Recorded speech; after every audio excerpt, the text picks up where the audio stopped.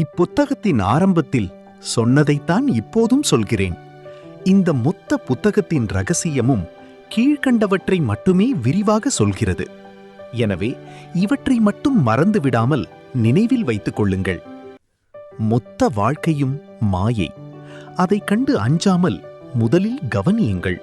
பின்பு அவசியமானவற்றை மட்டும் உள்வாங்குங்கள். பேசத் துடிக்காதீர்கள். அடிக்கடி அமைதியில் ஆழ்ந்து விடுங்கள்.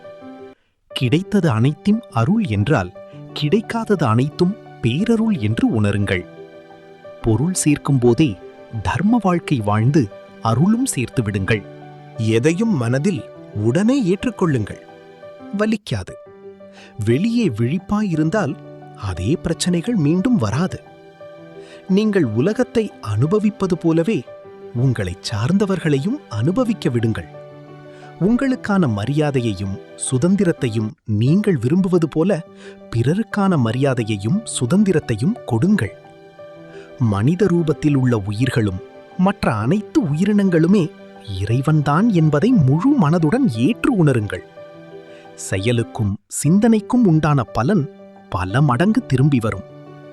நான் என்ற ஒன்றே இல்லை என்பதை உணருங்கள். சிற்றறிவால் பேரறிவை ஒருபோதும் அறிய முடியாது என்பதை என்றும் மறவாதீர்கள். பேராற்றலிடம் சரணடைவதைத் தவிர நமக்கு வேறெந்த வழியுமே இல்லை என்று உணருங்கள். இவற்றை நினைவில் வையுங்கள். இதுவே வாழ்க்கையின் உண்மையான பாதை.